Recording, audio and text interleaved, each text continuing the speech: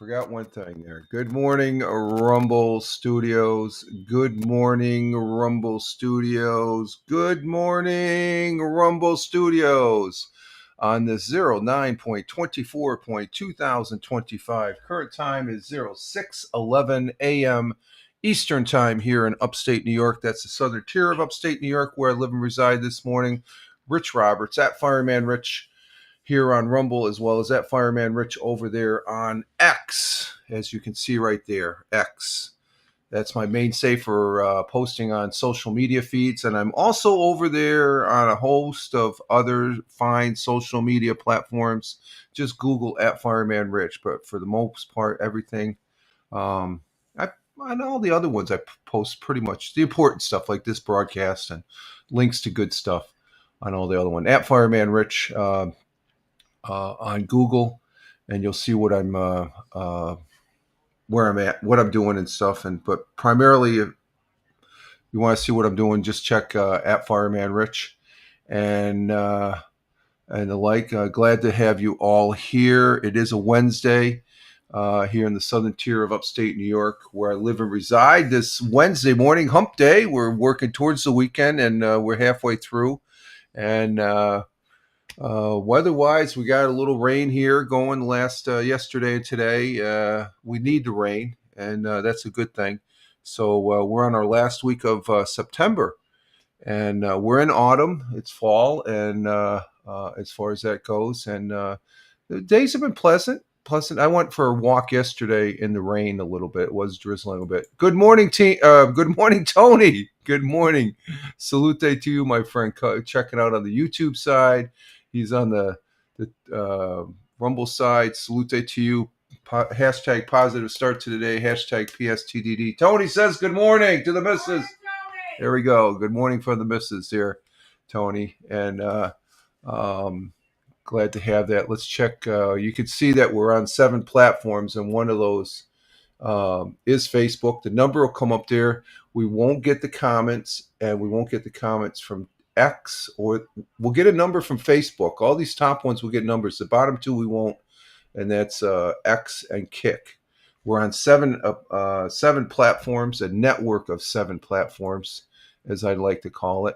And we have 1 person on Rumble, 1 person on Local, nobody on YouTube as of yet, 2 people on Twitch, nobody on Facebook, on X Live. We have 3 people, 3 folks. We didn't have anybody on Monday so where were you guys? Where were the Facebook or the X Live folks? We have 3 people. Thank you very much on the X Live there. And Kick, why are we on Kick? Just for kicks. Let's see. Who do we have over on Kick? Do we have anybody? Nobody yet on Kick. And then over on the Facebook, the real Fireman Rich. I use that real Fireman Rich on something else I'll be talking about in a little bit here. And there's Tony's little salute to you, Tony, on the Facebook. So all channels are up and running and going. Let's see, what's it say on Twitch? Yep, it says unstable, but we got a good platform. We got a good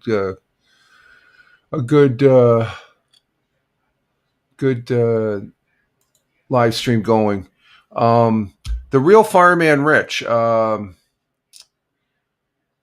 Well, let me see if I can bring up that article. I wonder if I can find that. Let me see. Can I find that article?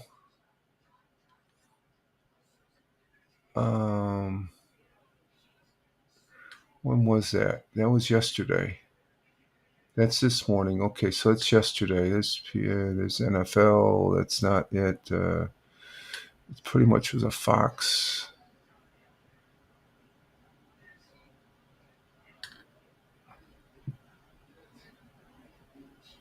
Well, let's do it this way. I can't find it there. Let me find it real bit here.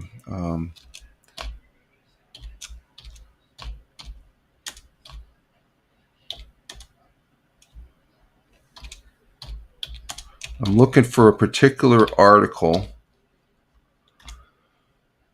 and it was in the news yesterday. Okay, here it is. It's concerning TikTok. We got a TikTok update as of this came out article the 22nd, which was Monday, this past Monday. President Trump set to approve TikTok deal ensuring a majority of American investor control.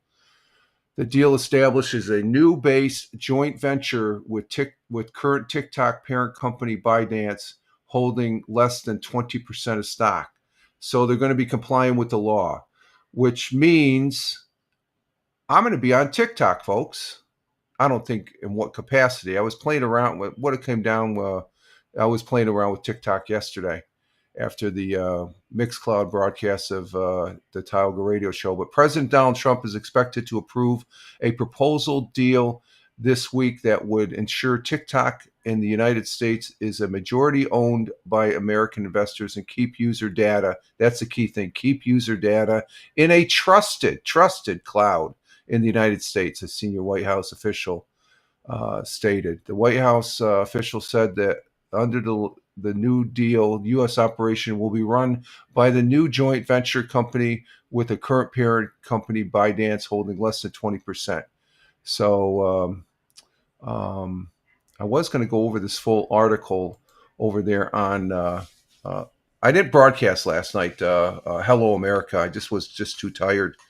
So we'll probably get one in. We'll probably get one Hello America in this week as far as that goes, and but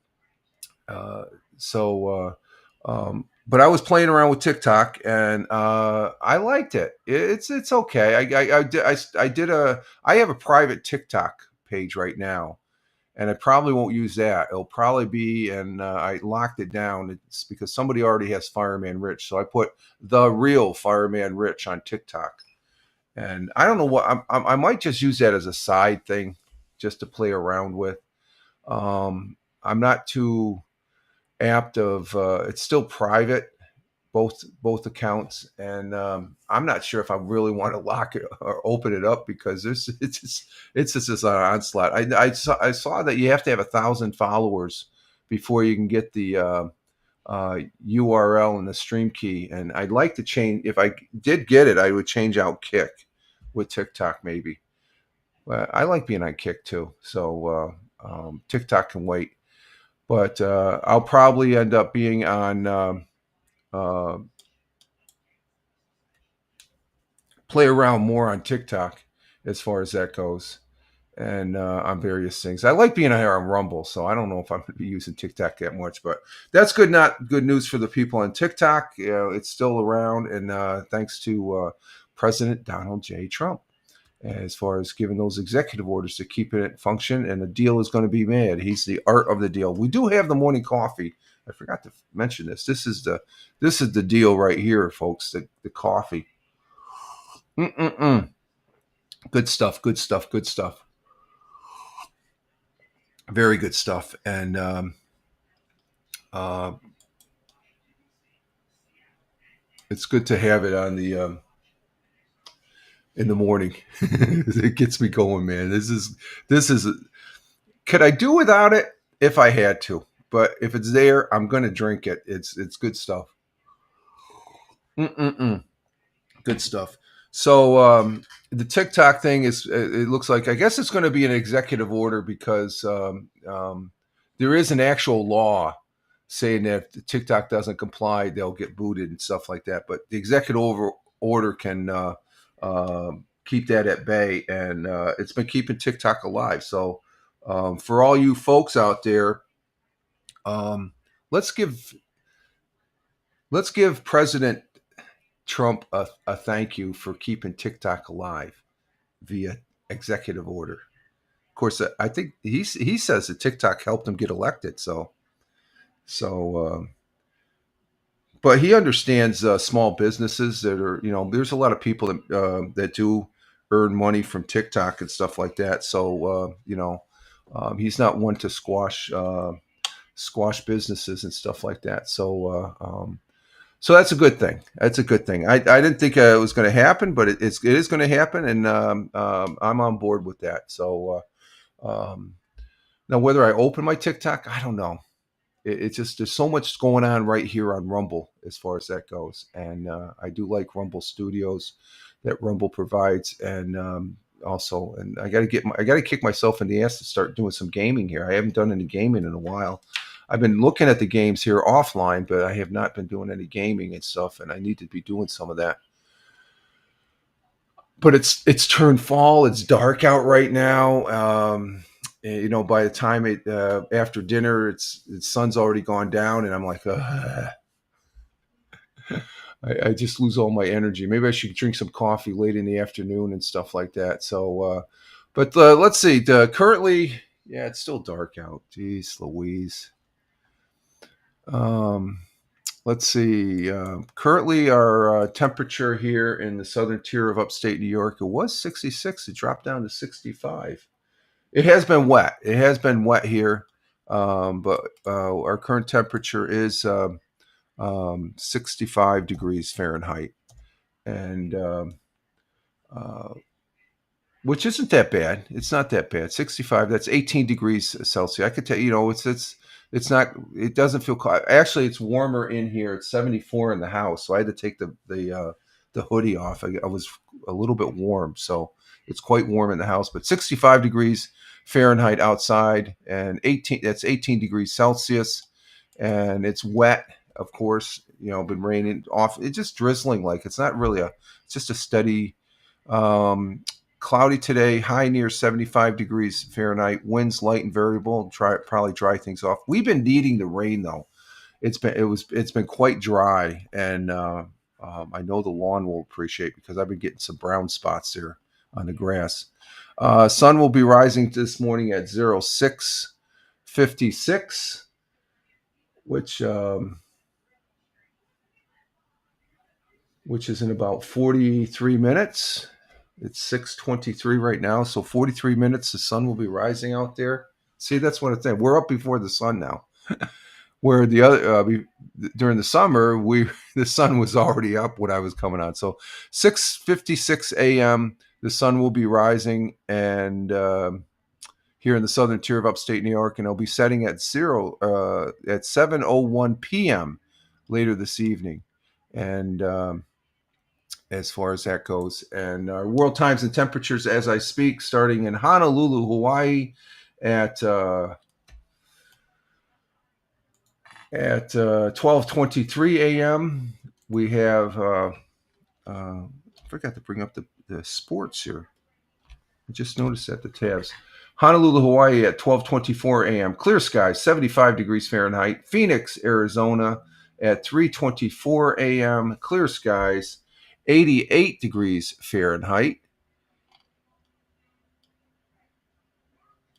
And Chicago, Illinois at 5:24 a.m. Cloudy skies, 66 degrees Fahrenheit in the Windy City. In New York City at 6:24 a.m. 6:24 a.m. here in upstate New York, the southern tier of upstate New York. 72 degrees Fahrenheit and clear skies there in the city of New York City. Down Tony D's way in Warner Robins, Georgia, we have a temperature of 68 degrees Fahrenheit. And the day, you guys are gonna get up into 90s, 90 degrees for the high down there in Warner Robins, 67 for the low, partly cloudy. And let's see, we got to put that in there for the bio. 67 degrees for the bio. No, it's 67 degrees for the low. I'm putting in the bio there for the our thought for the day. I'm missing some tabs up here. Let me let's see. Just finish this up. My sports pages I forgot to post up here as far as getting started. And let's see. And today I'm gonna go over the NFL picks. I picked mine. I'll give you my preliminary ones, but I'm gonna I might fine tune them and change them. But we are going into the fourth week of football as far as that goes.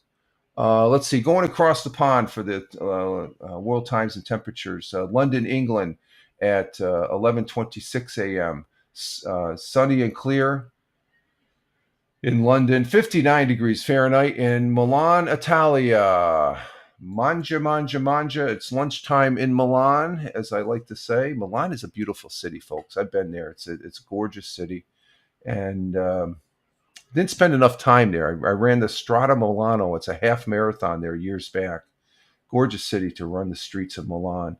Uh, 66 degrees Fahrenheit there in Milan. Cloudy skies with a little sun.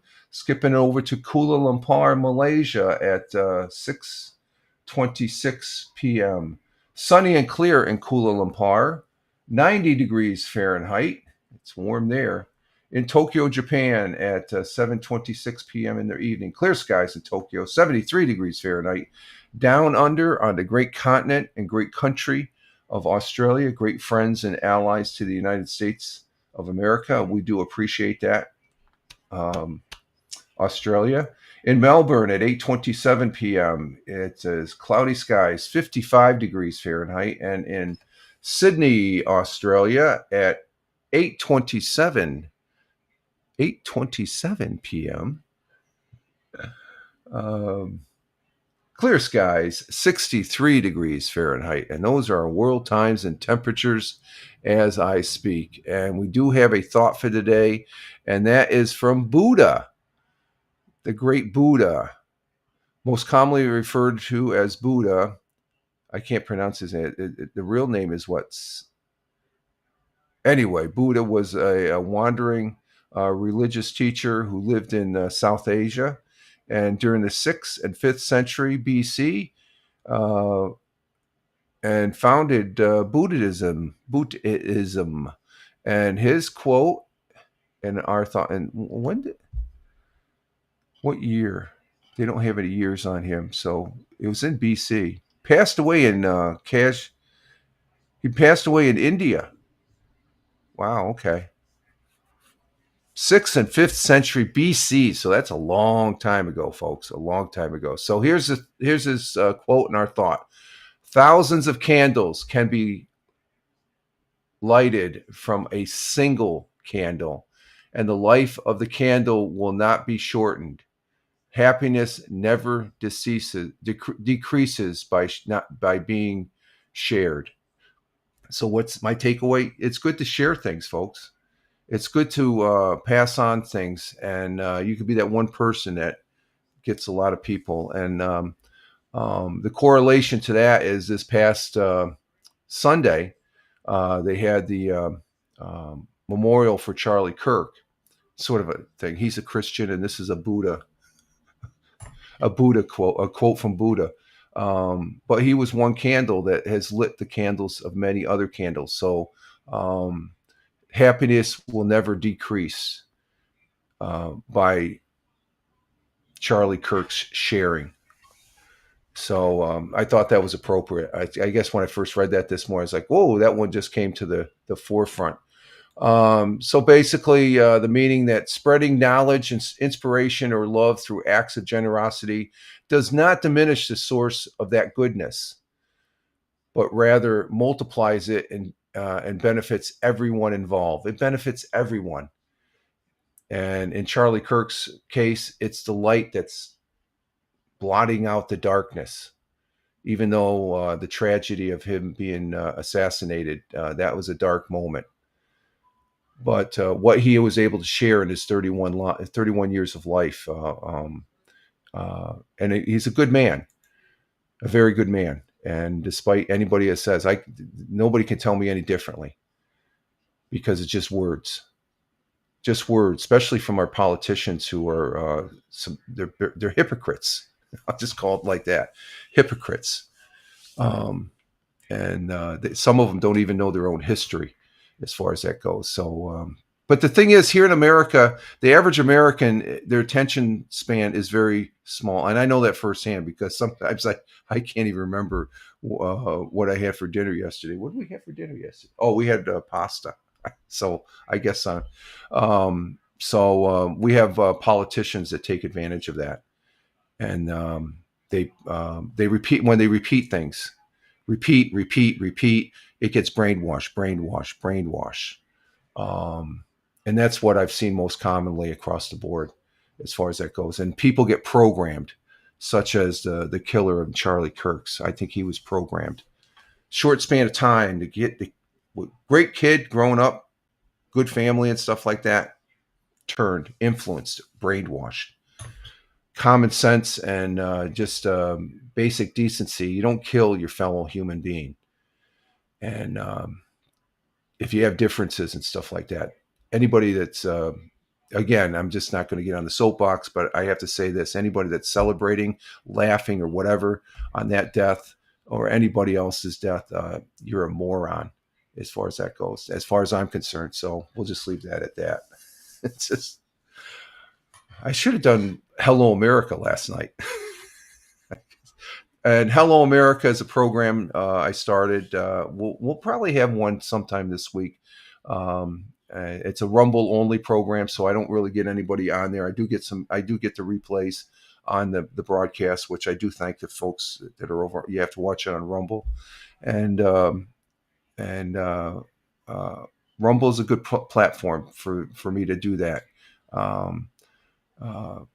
don't think YouTube and Twitch is mature enough for me to. That's gaming and good stuff, rosy posy and stuff like that. And it definitely won't be going on TikTok with some of the stuff I say on Rumble because I think I'll get banned. But I feel safe on Rumble saying those things and stuff like that. I can be very open and stuff like that. Where other people, if they'll say the opposite of what I'm saying or something like that. They're more. I just. Well, then again, they just came out with news that YouTube suppressed people that were talking about COVID, and they were influenced by the Biden administration. So you folks that said Joe Biden was a good guy and stuff, yeah, he's probably a good guy, but his policies sucked.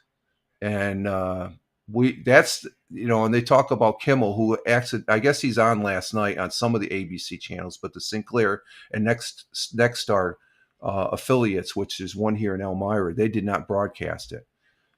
So he wasn't fired per se, but as much as there's a quarter of the ABC networks are not watching him because they didn't like what he said, and that's not freedom of speech. It's not. They're not curtailing. I just don't want to hear his garbage, and that's what it is. It comes out of his mouth is garbage. He ridicules, and he has a history of that. Roseanne Barr, I guess, was one of them. There was somebody else, and then there was Charlie Kirk. Why piss on a guy's grave when he's dead? Just to boost up your ratings? That's cold, man. That is cold. Any way you slice and dice it. Anyway, there's our thought for the day as far as from Buddha. I got to remember Buddha. Be nice, be kind, and stuff like that. And be Charlie-like. That's my new phrase. I'm going to be Charlie-like. That pisses off the left. No, God bless them. God bless those folks on the left. But just remember, thousands of candles can be lighted from a single candle, and the life of the candle will not be shortened. Happiness never decreases by being shared. And that's from Buddha. Thank you, Buddha. God bless and Godspeed. Even though you're not a Christian, I'll still say that. God bless you. Okay, let's see. Our National Day. Let's see what's on the National Day here. For September 24th, we have World Dense Breast Day. What's that? What's Dense Breast Day? Me. It's a condition for women. Oh, it's a condition for women. Okay, I didn't know that. I had this. Chicken breast. What's that? It doesn't have anything to do with chicken breast. Okay, it just says World Dense Breast Day. Okay, so it probably has to do with cancer and all that. It has to do with detecting cancer. Okay, detecting cancer. So that's important. It's cancer research and stuff like that. Let's see. We have Women's Health and Fitness Day. Okay, yeah. Well, it goes along with that. National Cherries Jubilee Day. I don't know. I don't. That's vanilla ice cream cheer. I don't know. I'm going to go with. Let's go with this one. National Punctuation Day. Yes. We'll go with National Punctuation Day. How about that one? That's a different one. Okay, we always do the Yes. food. All you people use Yeah, punctuation when you're putting stuff on social media, yeah. so you Use don't have a run-on sentence. it's like some social media posts. It's like deciphering a code. But National Punctuate hashtag National Punctuation Day. National Punctuation Day commemorates all punctuation on September 24th. A period, a comma, a semicolon, a question mark, and an exclamation mark are examples of some of the punctuation used in writing. I use a lot of commas. Sometimes when I was in school, my English teachers would say I use too many, and I think even Dr. Sapita, she was my literature professor when I was taking classes through University of Maryland. I used too many commas, and as far as that goes, good morning, Tina. Good morning. Glad to have you here. And thank you for updating your picks. I got your picks last night. Don't worry about it, okay? It happens. You got a lot on your plate. No problem. I saw that. I'm always saying 16 teams, 16 picks, but you had a couple there that you needed to straighten out and stuff like that. So glad to have your picks. And we have Captain Rehab coming in from the city of brotherly love, Philadelphia, and Captain Rehab says good morning to the missus. The missus says good morning. You can hear that. And Tina says thanks, no problem. And Captain Rehab saying good morning to his auntie Tina. And but we got National Punctuation Day going on today, folks. And so they separate sentences and the elements to clarify meaning, and that's what the missus said. Use punctuation to clarify what you're meaning. Without them, meaning would be lost or up for interpretation. The only thing is, when you're doing postings, you don't have the full context because you can't see the person. And Tina's saying good morning to her nephew, Captain Rehab. So I'm not going to go in depth. It's just punctuation. Hashtag National Punctuation Day. We'll keep it simple. President Trump is not very good on punctuation.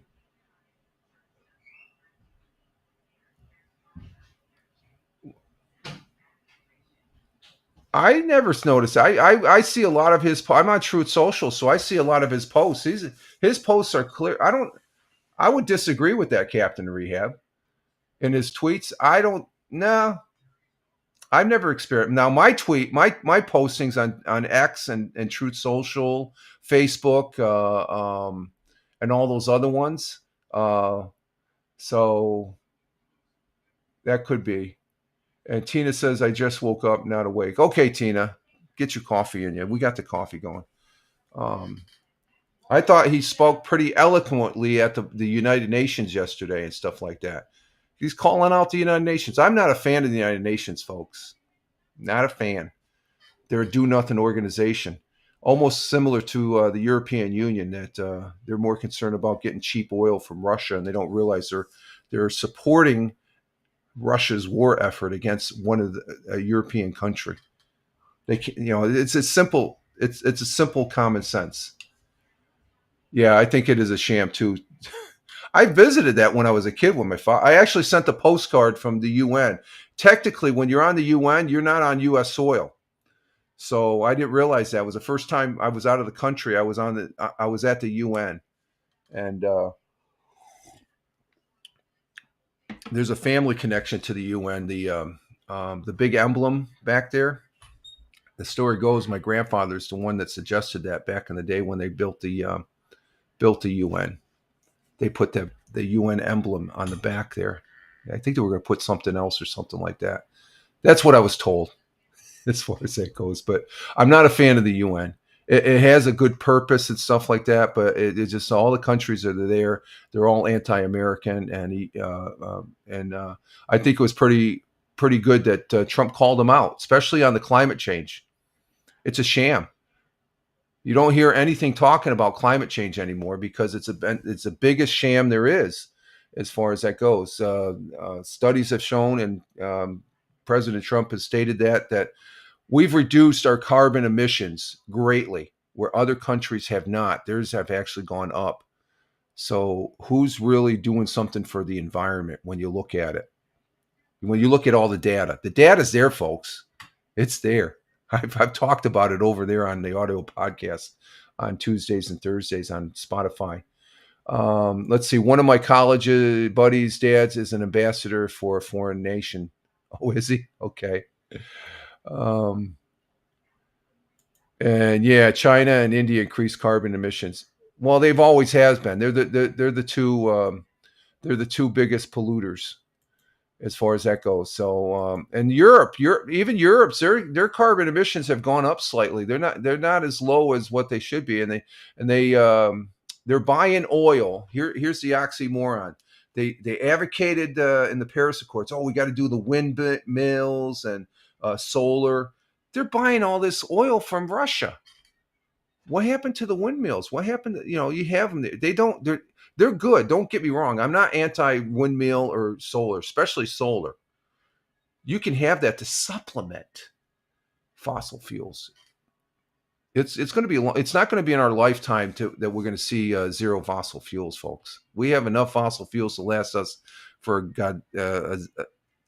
thousands of years and stuff like that. They say. The technology in solar is improved greatly. Okay, but these European countries that were selling that, they're sucking up more oil than they can because it's a cheap oil from Russia, and they're sort of hypocritical when they say, "Oh, we got to help." They don't want to disrupt that, and Trump called them out on that. As far as the UN, what has the UN done for settling world conflicts? President Trump has mitigated and successfully done, the two big ones he hasn't, okay, but there's other ones he has. I think one of them, they cooled the heads of India and Pakistan as far as that goes. And let's see, Captain Rehab says the issue with solar is at the end of the equipment life when it's needed to be disposed of. It's considered hazardous. Yeah, yeah. And then the same thing you go on with these windmills. What the windmills are all made in China, folks. That's something President Trump said yesterday. So it's just like China's the biggest polluter and stuff like that. It's not. There's no trade off there and stuff. But the emissions are being have gone. We have strict regulations that govern manufacturing on what they can expel from a manufacturing plant as far as that goes. So, but anyway, let's see. So we had our national day there. What else is on the docket here? We have. I forgot to bring up one. You know what? I forgot to bring up my things here. God, I forgot so much stuff. I was running late, and I forgot to bring up my tabs here. Let's go ahead and bring that up right now. Actually, let's go ahead and bring it up for Fox 40 for right now. Let's see what we got here. For 100 years ago. Let's see, what are we doing on time here? Oh, we're way ahead of the clock here. Way ahead of the clock.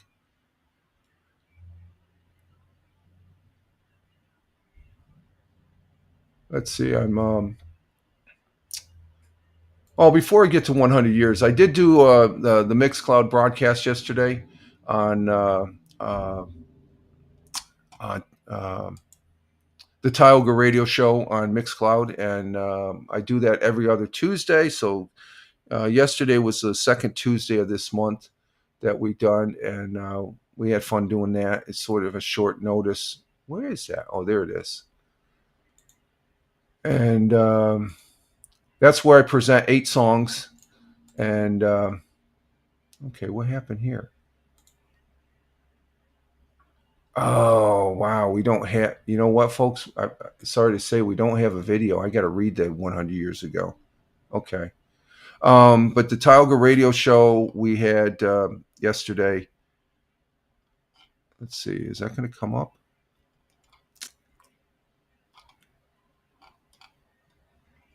We had tracks. We had a track from Golden Earring, Bad Company, The Police, ZZ Top, Leonard Skinner, and more. How come that's not coming up with the what's on the thing there? Huh? That's odd. Oh, I forgot to put that in there. Okay, I'm gonna have to update that. Okay. God, I'm forgetting all sorts of things here. Okay, let me go ahead and bring up the rest of the news tabs here, and then we'll do 100 years ago on the history here. Okay, who's that? Okay, that's WEBO, and then we got WNBF, WBNG. We got an article about Roberson. Okay, we got a manual copy that. Oh, let's see here. This isn't. I thought I got everything on. I thought I had everything on ready here and stuff, and obviously it's apparent that I'm not. I'm not ready. It's a Wednesday, folks. It's a Wednesday, and not going into any detail, but I guess you all heard the person that did the second attempt on President Trump's life there, the assassin down there in Florida. He was found guilty on all counts. Tried killing himself with a pen. What's he think he is, John Wick? So he's going to prison for a long time. I guess his sentencing is going to be in December. That's what I heard yesterday on the news yesterday afternoon. That was breaking, and as far as that goes, so Captain Rehab says lots of laughs, Rich. Yeah, because I'm talking about a dirt bag there, or what? Captain Rehab, he's laughing, I guess. All right, what do we got for history here? We don't have 100 years ago from Roger Luther. They just have the who did you think he is? No, that's what I was saying when I heard that he tried killing himself with a pen. That's the first thing that came to mind is John Wick. Goes to tell John, you don't mess with John Wick. That's the boogeyman. Yeah, that's what I was laughing about yesterday. Captain Rehab is like, he's trying to do a John Wick. Oh my God, that's funny. That's funny. Oh, what happened to my tablet? Is that plugged in? Oh, there we go. It's plugged in now. My tablet just went off. Okay, let me restart my tablet here. We got minor difficulties. Nothing that we can't overcome here on the Wednesday morning coffee. Okay, we're back up. We got 2 people over there on X. We have 4 people on Twitch. Oh, thank you, Twitch. Nobody on YouTube. 1 person on Locals. 1 person on. We used to get like 5 or 6 people on Rumble. What's going on, Rumble? I still love Rumble. Okay, let's see. Let's see. 100 years ago. Let me go ahead and read this, because that's what it is. 100 years ago today, brought to you by whatever who sponsors this. But this is on Fox 40. Full disclosure, I'm not associated with Fox News or any of the other news agencies that I bring up their stories on it's just on the broadcast here. I present them just to give you an idea what it's like here in the southern tier of upstate New York. And even 100 years ago, usually we have Roger Luther, who's a Broome County historian. He does this, but they just got the verbiage up here. But let's see. Evacuation was started. This is 100 years ago as of, it would be Monday. Yeah, the 22nd. So that would be Monday. Evacuation was started this morning at Main and Baldwin Street in Johnson City for the Sarah Jane Johnson Memorial Church. The new church was. Why was evacuation? Oh, excavation. Okay. They broke ground for the new church. Will be ready to use in 1927 and is being made possible by George F. Johnson and C.F. Johnson, 2 folks that's what Johnson City was named after the Johnson family, as a memorial to their mother, Sarah Jane Johnson. And that church still stands in Johnson City. It's a beautiful church. The Binghamton Society of Fine Arts will hold its first meeting of the season Wednesday night at the Binghamton Public Library. Society of Fine Arts. Okay. And finally, firemen were called to a home on Broad Street yesterday where they found house filled with smoke and a kettle of burnt food. So you got a pot on the pot fire. We call them pot fires. Pot of food. The family had gone to church, leaving the Sunday dinner cooking on the stove. After the smoke cleared, the only loss was the Sunday dinner. And that was the pertinent news 100 years ago here in Broome County, as far as that goes. That's funny. I'm not Roger Luther, so okay, where are we at here? I'm not Roger Luther. Let's see, what's that? That's Manchester, and that's we got to put NFL there. Hey, Captain Rehab, you going to give me your picks for week 4? I've got the charts and all that. You're not going to be happy. You're still up there though. Okay, let's see. Okay, I got that set. Okay, so some other things that happened in history. On 1906, President Theodore Roosevelt proclaimed Devil's Tower to be the first U.S. national monument. Ooh, that's neat. A pot fire in Philly means something very different. Yeah, I can imagine what it means. But in the fire department, that's what it's either it's food in the pot fire, on the stove. That's that's the whole thing. One of the things for fire prevention, if you got a pan on fire on the stove, just put a lid over it, and you'll be all okay. And Tina says, "Oh, I just figured what I did. I put week 3. Oh my." What, on your picks? No, your picks are for this week, Tina. Week 4. Now you got me looking. Let me check. Let's see. NFL.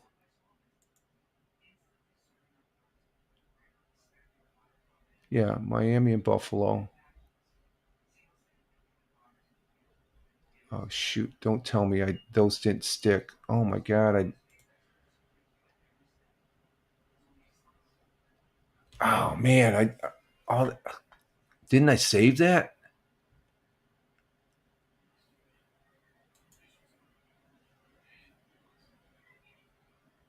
Oh, that sucks. Let me see something here, folks. I don't have my picks here, so. Oh, let me see, Tina. Let me see.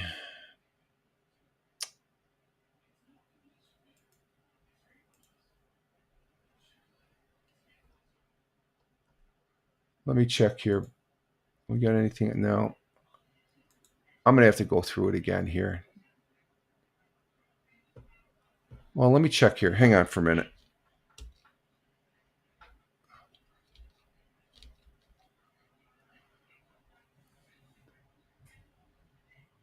I don't think those are, let me check the message here.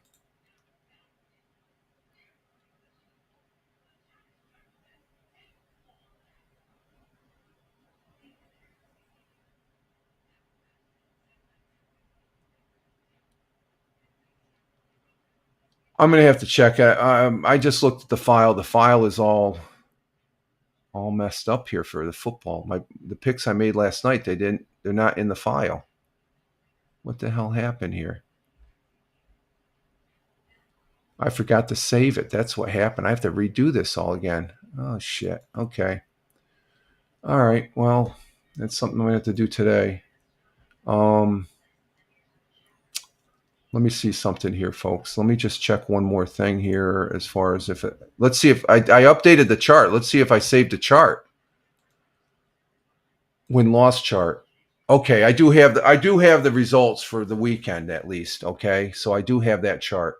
We'll be showing that chart here in a minute. Okay. Okay, we do have that, but I just looked at the file. The work I did last night. So I don't know what you mean. I think your picks. Who were your picks? Yeah, the thing the oh, so that list of Chiefs and Lions, was that week 3? Let me check here. ESPN. I'm spending too much time on this right here on the broadcast. I shouldn't be, but let me check it because I think if I didn't, I thought I had all my picks and they evidently I didn't. See schedule. Let's see week. Okay, thank you, thank you, Captain Rehab, for the picks. Let's see. So your picks: Buffalo, Vikings,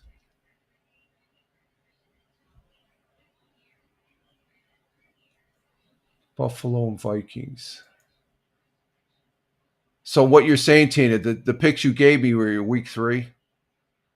Well, just go through them again and update me. I'm gonna have to double look because the work I did last night on my file. I'll do it. Yeah, I got to do the same because the file that I have for my picks, evidently I didn't save the file, so all that work, it's about 15 minutes, 20 minutes worth of work on a Word. I forgot to hit save. It doesn't save for some reason. It doesn't save automatically for some reason. I don't think I have it. So I got to save it and stuff like that. So, oh well, we can just rebuild that. Okay, let's continue on with the broadcast here as far as that goes. Because now I know I'm gonna have to go into that because it would have been a. I'm gonna give my Thursday night pick for tomorrow night. That's what I'll be doing. I'll just be giving my Thursday night. So get me your picks, Captain Rehab. I got your picks. Thank you very much. Appreciate that, Captain Rehab. I got yours. Brian gave me his. Tina, update yours and resend them to me, please. And I'll verify them. Okay. I got to make my picks because I lost my picks. I can't do it. Yeah, I'm not going to do my picks. I'm just going to do the Thursday night game. And let's see. Thursday night is going to be ESPN. Let me do this again. ESPN has. Yeah, I'm just gonna name my pick, and then. Now, actually, I can go down the list. Okay, let's continue here with the history. Let's get back on track. Okay, you'll fix it. Okay, thank you, Tina. We're back on track again. Let's get back to the history here. In 1990 or 1936, Jim Henson, the Muppet puppeteer, was born, and he passed away in 1990. And let's see on the AP.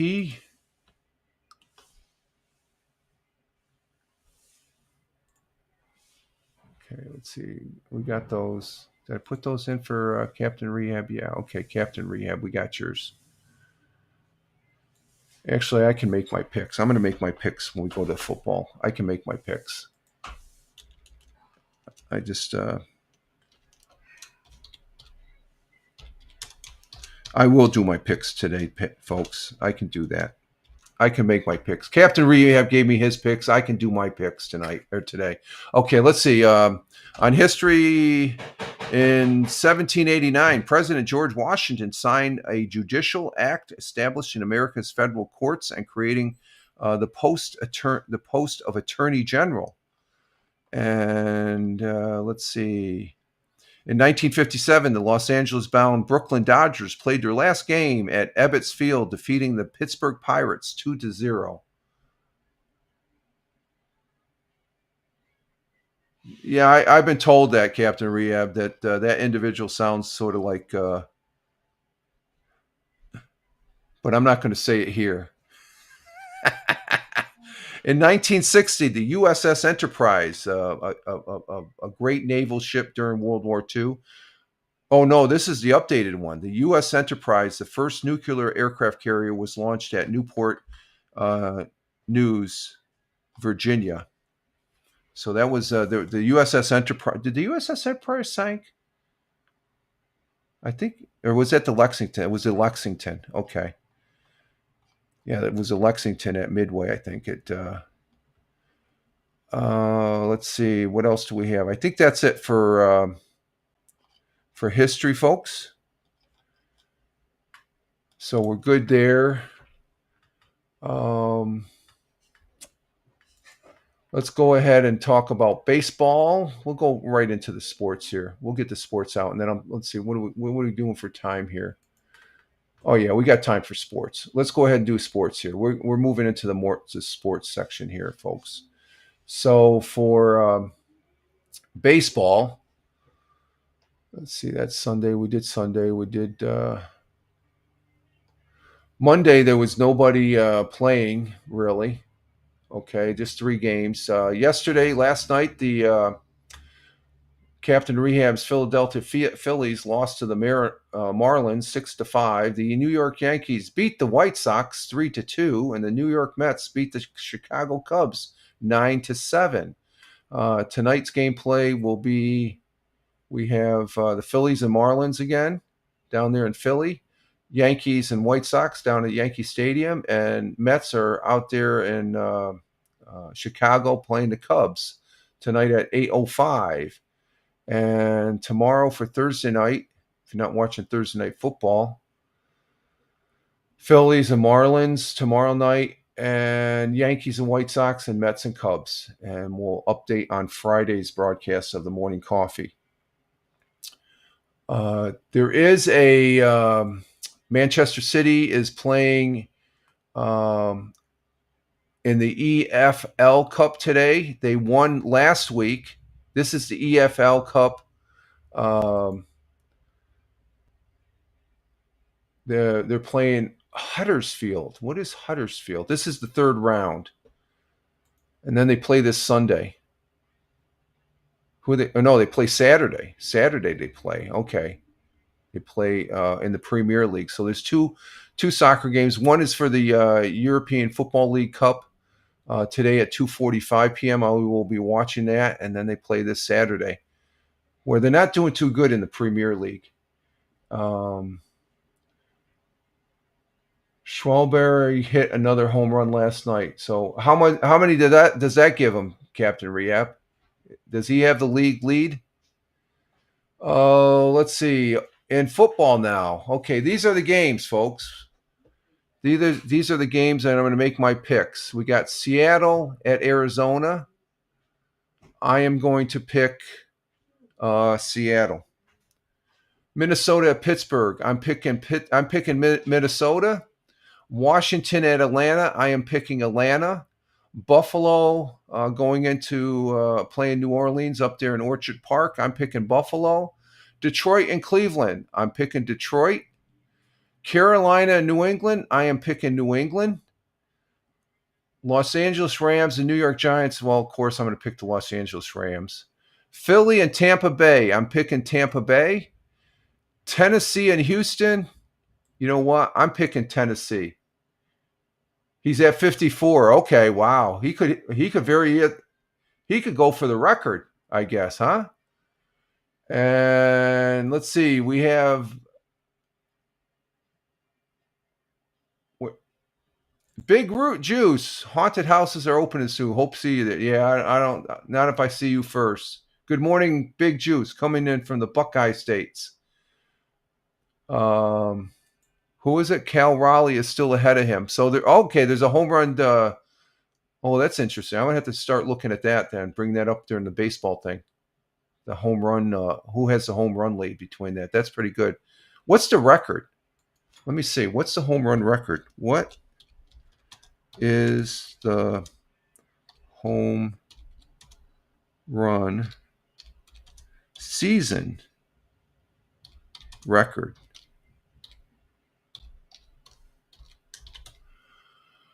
The Major League single season home run record is 73, set by Barry Bonds. So I don't think he broke. in 2001. He broke Mark McGuire's previous record of 70 runs. Well, Mark McGuire, we know he was juiced up. The record for the American League is 62 by Aaron Judge in 2002. So at 54 right now, that means he's going to be pretty damn close.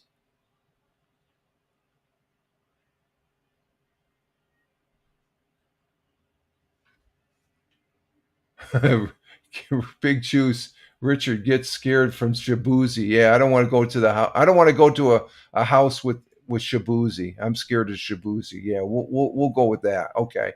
Let me go back to my picks here. Finish up my picks. Let's see. Indianapolis and LA Chargers. I'm taking the Chargers. Jacksonville and San Francisco. I'm taking San Francisco. Baltimore and Kansas City. Ooh. You know what? I'm going to take Baltimore. Kansas City may win that. Chicago and Las Vegas. What the hell? I'll take Las Vegas. Green Bay and Dallas. I'm taking Green Bay. Jets and Miami. Ooh. That's in Miami. I'm going to take Miami. You know what?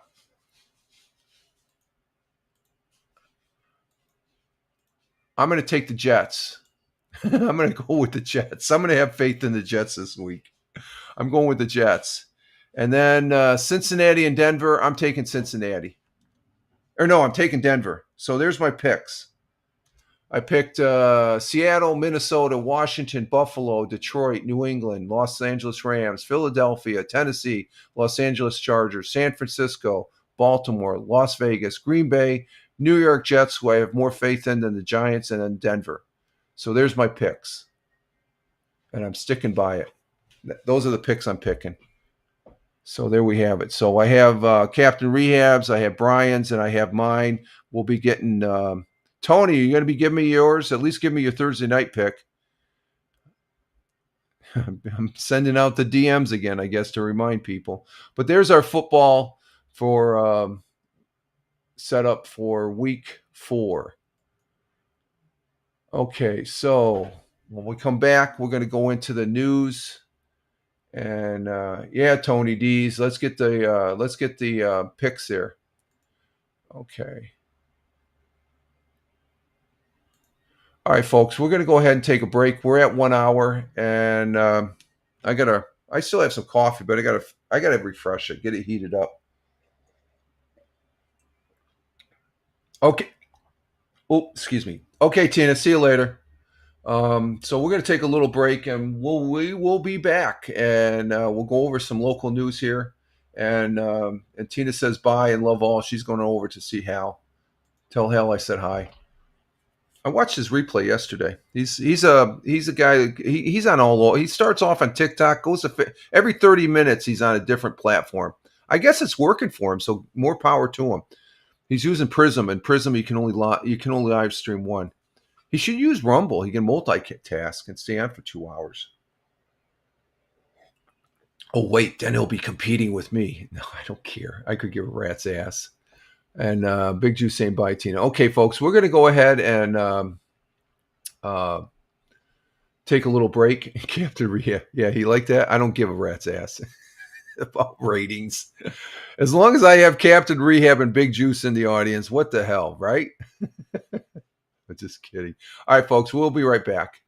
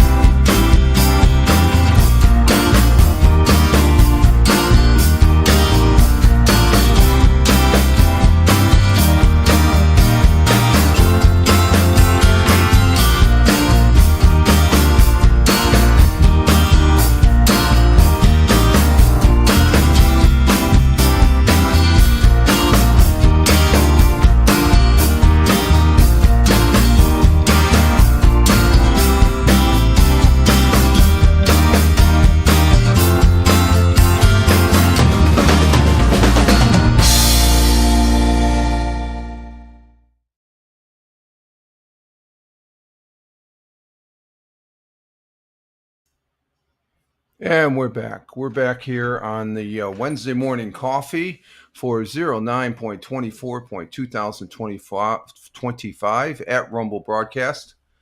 And we are back here. And I got my second cup of coffee here, which is tasting mighty fine. And what do we have? We had Big Juice with the dancing people there. And no, I'm not getting those ready. See, you got this fetish for that there, Captain or Big Juice. We are here, and we are on 7 platforms, as you can see. We have 1 on Rumble, 1 on local, 0 on YouTube, 2 on Twitch, nobody on Facebook. The numbers don't come in for X and Kick, and over there on Kick, let's check. Let's give a check over on Kick. We have 2 people on Kick. The 2 people showed up. We got 2. We usually get 2 people over there on Kick. Good morning to the folks on Kick, and over on the Facebook, we have nobody over on the Facebook, and we have 3 people on X Live. The X Live folks, I have it here on the tablet here. Okay, so I can see the X Live folks. Okay. So there's the X Live. X Live. It's like 3 people right down in here. There's 3. So we are monitoring X Live.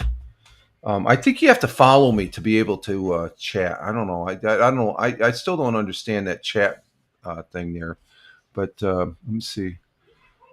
Let's see. We'll say good morning. Let's say good morning over there on X Live to see how the comments. I don't think the comments will come into.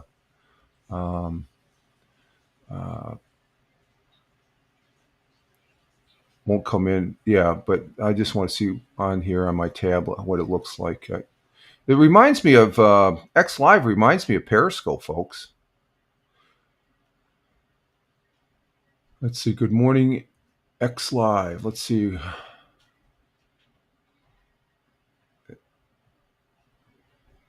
Okay, let's see. I think that's yeah. I just hit that. There it is. Good morning, X Live. Yeah, okay. I just made a comment there on X Live. So, but we are getting our day started here with coffee and all that, and we're on a network of 7 platforms, and we also repurpose the audio over there on audio or Spotify for creators on Spotify, at Fireman Rich on Spotify, and we appreciate the folks over there on Spotify for listening, and I just want to recognize those folks because we do get some numbers over there. There's some listeners, so I'm that one that I will always say if I only get 1 or 2 listeners or viewers, I'm a success. So I'm a success every morning. I get on this thing called the internet, live streaming or doing the audio over there on Spotify. So thank you very much. It is appreciated. Let's see what's in the local news here now. Let's see. That's time is okay. Let's see what we have here on Fox 40.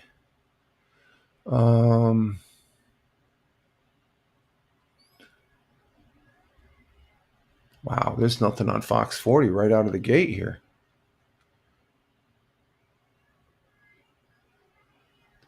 Binghamton University listed as dream school in new book. What's this about?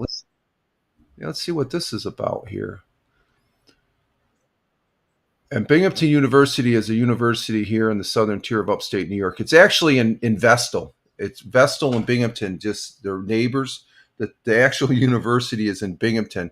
There's aspects of the university in Binghamton, like housing and all that, but the majority of the university sits in Vestal, New York. It's a good university.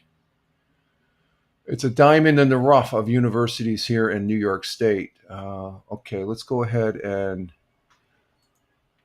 turn that off and go to present and go to Binghamton University on Fox 40. Again, not full Full disclosure, I have no affiliation or association with Fox 40 News, and I'm just a consumer of their news items online, as well as all the other news agencies that I may be presenting here with their articles. But it gives you an idea what the southern tier of upstate New York looks like and what's going on here. So let's go ahead and start this one. Binghamton University earns a distinction from a nationally recognized author as a dream school. Author Jeffrey Salingo lists Binghamton University as one of the 75 schools that should be on the radar of high school students thinking about their future education. Several factors went into this list, including accessible admissions, solid career earnings when compared to the cost to attend college, job prospects for students, student engagement, and the financial stability of the institution. Another advantage that helped Binghamton University make the list is the first-year research immersion program, which connects first-year students with research opportunities with faculty members at the start of their college careers. Salingo is a nationally recognized author who has written 4 books that are aimed at teens who are determining their post-high school plans and colleges evaluating how they impact their students. Binghamton University. So Binghamton University being one of the dream schools. I thought it was in a book. I guess it's a book of schools. Dream school destination, and it's in a nice area. It's a nice campus. It's just you get a good education. The progressive lady there. What's her name? I can't think of her name. She went to Binghamton University, and a good friend and former track and field and cross country fellow student that I went to high school with. He got a full scholarship at Binghamton University, so it's a good university. Okay, let's see what else we got on Fox 40 here. On the news, I think that was the only one I really saw that popped out.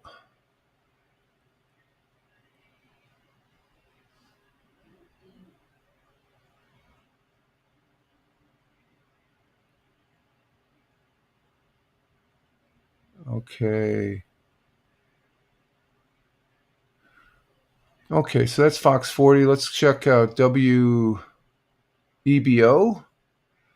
We have anything in there? No, nothing there, nothing there. Nothing on WEBO. What about WNBF? Oh, they have an article about the Roberson. Let's talk about that one. Let's see. I'll give you an idea what the Roberson looks like here. And set this up. Roberson Museum unveils Orzo Sati's life in art. I guess it's an artist. Let's see what this is. I didn't pronounce that name right, but once I bring it up, you'll see what I'm talking about. There's the Roberson. That's the Roberson mansion right there. Okay. Then you see off to the right. That's the beginnings of the museum. But that's the old Roberson up in Binghamton. I guess they're highlighting an artist's life there. So let's go ahead and read this one. Let's see what happened. Let's see what's going on. The Roberson Museum is going to do something really special. Starting October 4th, 2025, you can step into Uncover the Surface, a brand new exhibit that looks back at the career of who? Of this artist? If you've ever seen, I guess this is or Zio Satat. How do you pronounce that? Let me get that into Google. How do we pronounce that? Let's see. Let's put that into Google.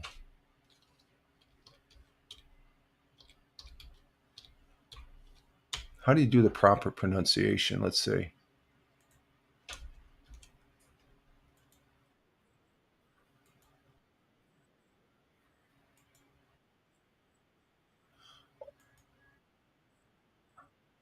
Oh, Orazio Salate. Okay, there we go. We got a pronunciation. Along with punctuation day, it should be pronunciation day. I can't pronounce.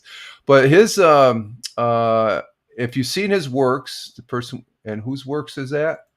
That would be this gentleman. Okay. If you've seen his works, oh, there we go. You know, he uses use of oils and abstract styles will make you stop and stare. So I guess it's some good art. This time you will get the full picture of his journey with pieces that stretch across more than 5 decades, 7 stages of creativity. He it isn't hanging. It isn't just hanging a few pictures. He has mapped out 7 different periods of his career, showing how he approach to nature, landscape, and human form has changed over the year. It's like flipping through a visual diary of that tells a different part of the story. The artist's words. He describes this retrospect as both exhilarating and scary. So this is starting October 4th. This is going to be at the Roberson. And I think it's only like $6 to get into the place. So I might have to check that out. This is on WNBF News Radio 1290. And full disclosure, again, I have no affiliation with them. Just this is one of the aspects that one of the attractions here in the southern tier of upstate New York that I'm pretty proud to be talking about because it's a good. It's a really great museum. Okay, let's see. What else do we have on WNBF? Don't really read that many articles, but that's about the Roberson, so it's just that's important. Oh, they talk about the Binghamton University shares in new college guide for best-selling author. Okay, let's go to WBNG. What do we got in WBNG here? Let's see.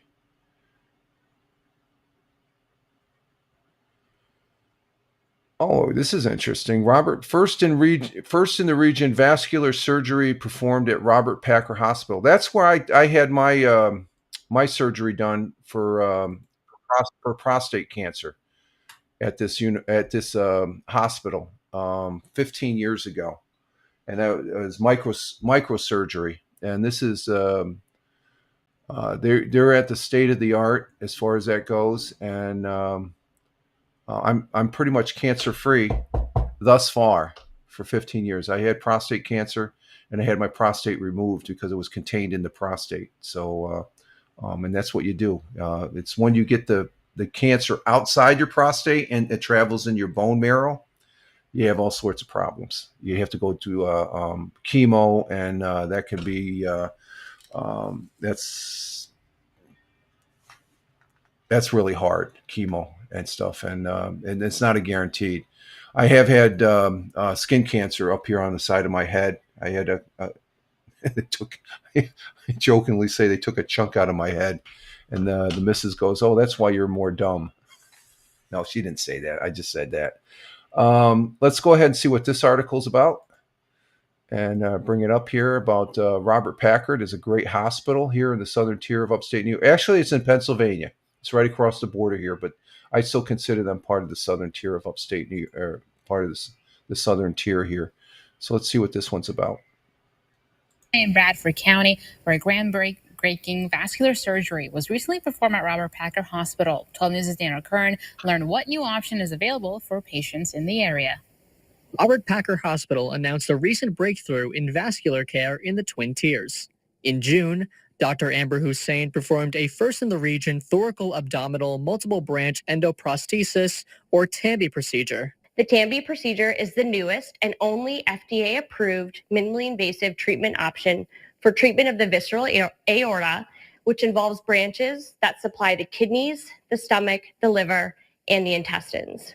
Historically, treatment for abdominal aortic aneurysms required an open surgery with incisions from the chest down to the abdomen, with high-risk operations and prolonged recovery times. Now, a method that prioritizes comfort and efficiency is available in the area. The TAMBI procedure is performed through 2 small incisions in the groin and 1 incision in the arm while maintaining blood flow to these critical organs in a minimally invasive approach. Back in May, patient Raymond Paulson came to Sayre with an expanding aneurysm that was more than 8 centimeters in size as a result of a previously failed repair procedure.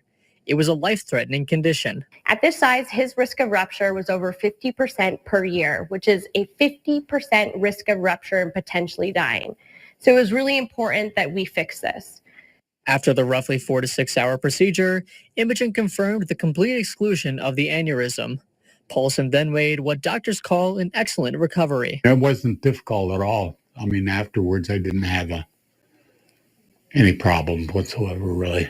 Dr. Hussein says the availability of this procedure is a game changer for local vascular health. It's a huge accomplishment to be able to provide this type of service to patients in this region and become a leader in vascular care and be able to offer the newest innovative options for patients close to home. Guthrie says there are more TAMBI procedures scheduled to take place at Robert Packer, and they hope to keep it available moving forward. In Sayre. So there's the Sayre Hospital, or Robert Packard part of it, and it's that's quite the procedure as far as that goes. And it seems like the smaller the incision, it's sort of like on the microsurgery field.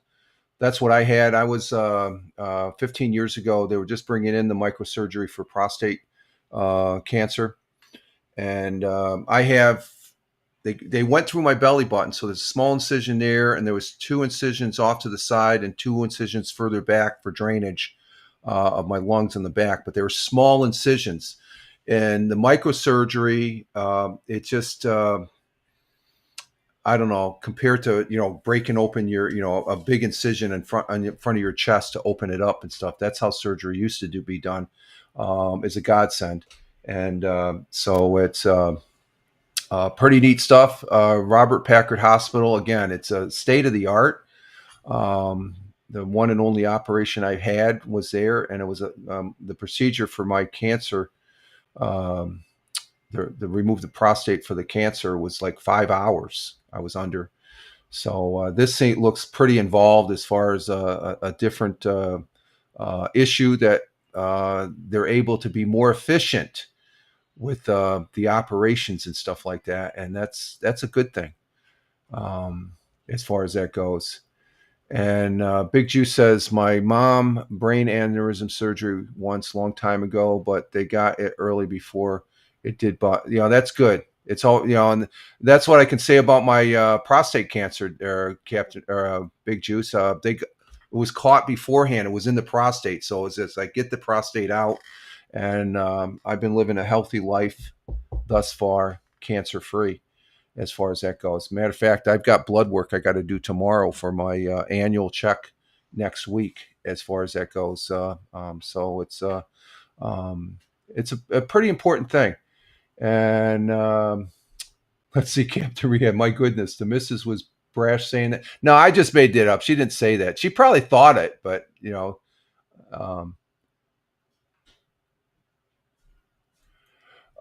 Captain Rhea. Oh, Vanita. Yeah. Rest in peace, Vanita. I believe she passed away of a rupture. Yeah, I believe so too, Captain Rehab. Brain aneurysm. So there's an example of it. It wasn't she, and she wasn't feeling. If I recall, I remember her broadcasting. She wasn't feeling all that great. A week prior. So those were the early signs, as far as that goes. And so yeah, that's. We have medical miracles being performed each and every day, and that right there, that procedure right there down at Sayre, that's a great add-on to be able to, because instead of cutting open the chest, they're going through small little incisions to be able to do what they have to do. Okay, let's see what else we have here on WBNG. Captain Rehab, that hospital is located in Sayre, Pennsylvania. It's about a 15-minute drive from Tioga County here. It's right across the border. It's in Pennsylvania. It's Robert Packard of Sayre, Pennsylvania. If you look it up, you'll see what it is. It's a pretty renowned hospital. It's a godsend as far as I'm concerned. To be in a rural area and have a hospital of that nature, it rivals anything you might find down there in Philadelphia and all that, as far as that goes, and such. Let's see. And Big Juice says, yeah, that's how they did my mom, up through her hip all the way up to the head and cut it. Yeah. And Captain Rehab says, interest. I wouldn't have thought it was I would have thought it was a major city. Like, no, it's And my father-in-law, he had open heart, he had bypass surgery up there. As far as that goes, they do everything. They do everything. I mean, and then some. I mean, the doctors there, the doctors I've had to go up and they're fantastic. That was one of the things getting out of the service. I didn't have to worry about because the medical. There's some parts of upstate New York. You got like a couple hours to a hospital. I have one right down the road across the border because I'm only a mile away from the Pennsylvania border, if that, maybe a half mile, as far as that goes. So yeah, it's a pretty. That's what I'm talking about. Those diamonds in the rough up here in the southern tier of upstate New York. We have them. Okay, let's see what else we have on WBNG.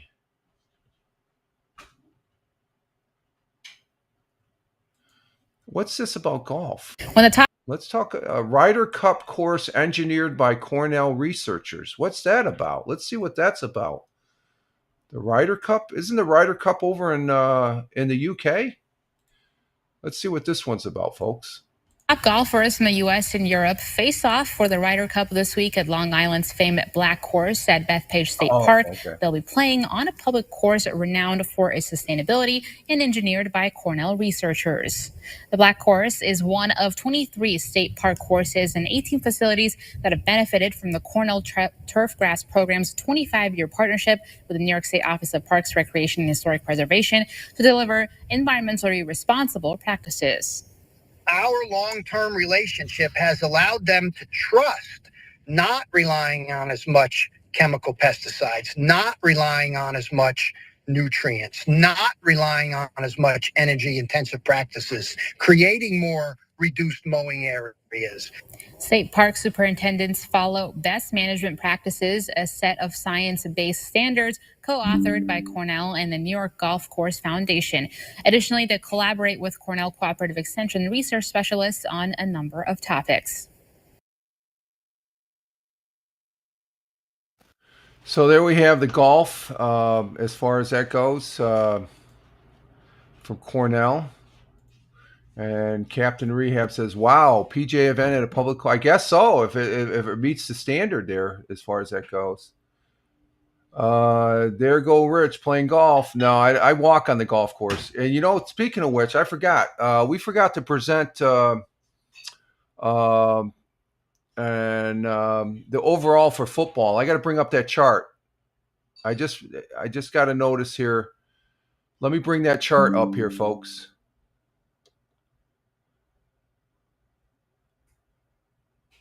I'm getting messages from Ted. So Ted, if you're watching this, Ted, if you're watching Ted, if you're watching this on X Live, I'm getting the messages.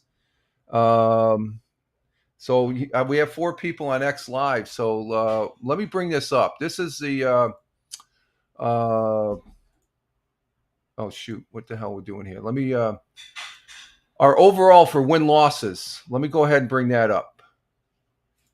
Here we go. Let me go ahead and drop my camera. That's how we sit for after week 3. We have Ted Hicks in first at 39-9. We have Captain Rehab 2 games behind him. Or no, CBS at 37-11. Captain Rehab, you're down at third still, 32-16. Tony D and myself are tied at 20 and 19 overall. I ended up coming back, or no, I've been tied with Tony, I think, or whatever. Michael dropped. He dropped 1 notch. I ended up going up a little bit, and he dropped. And then Brian and Tina, they still remain the same, sitting where they're at. But you can see Ted, he had 13-3. CBS had 11-5, and Captain Rehab, you sort of dropped a little bit there, 9-7. So that's how we sit overall on the win-loss. I forgot to bring this up during the football. Yeah, exactly. He's still at the bottom like Texas. He rolls the dice, he says. He I guess he has fun with it, which is good to do. So that's how we sit overall. This I was able to save. I don't know how, why I didn't. the other file I was working on, I forgot to hit this little disk up here to save it and stuff like that. So I lost all that information. I got to re-enter it later today. So that's how we stand on the. Oh, sorry about that. Let me bring that back. How we stand on the overall football. Let's see. There will be a week he rolls the dice and beats us all. It will. Yeah, it's the same with you. Look what happened. Was it last season or last year? Michael Bathurst. He went 16 for 16. He picked all 16. So it can happen. You know, one should be so lucky winning the lottery, right? So I just wanted to bring that up. I forgot to bring that up. So let's go ahead and go back to WBNG. Again, full disclosure, I have no association with WBNG as far as that goes. And we're sitting at 1:30. Okay, we're doing good then on the time. Let's see. What else do we have?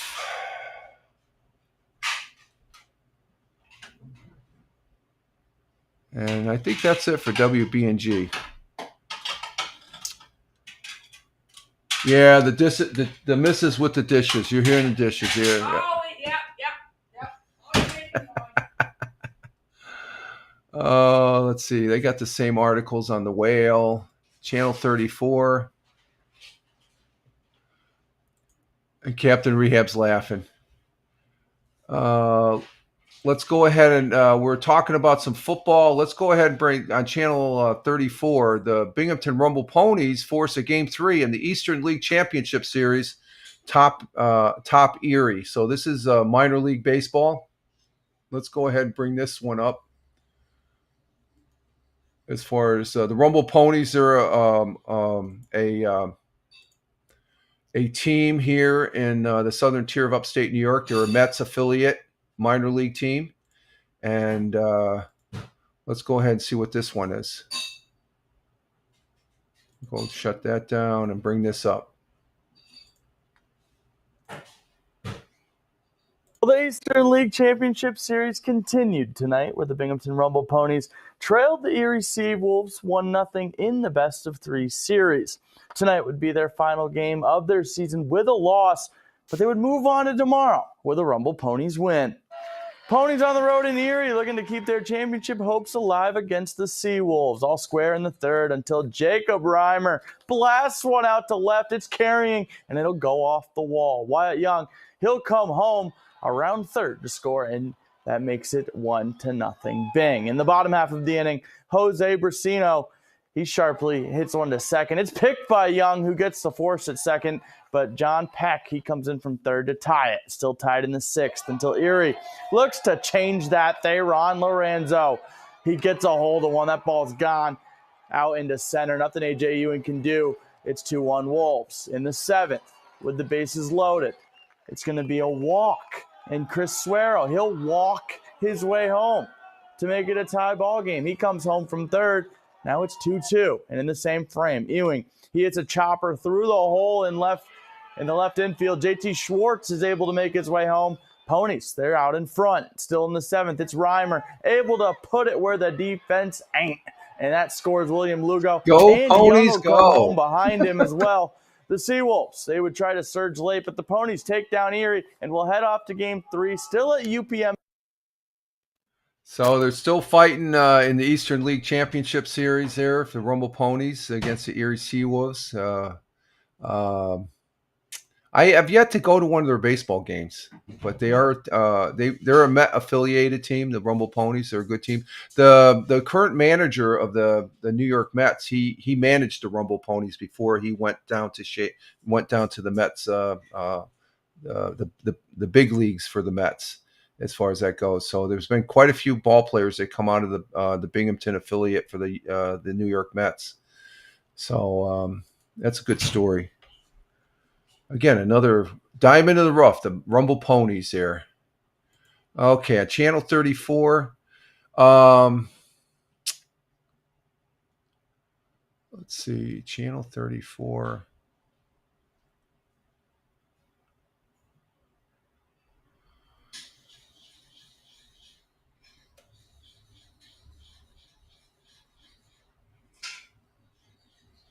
I said Shea, didn't I? Shea Stadium. Yeah, I'm still old school. I'm still old school as far as that goes. Okay, let's see. What do we got on WENY?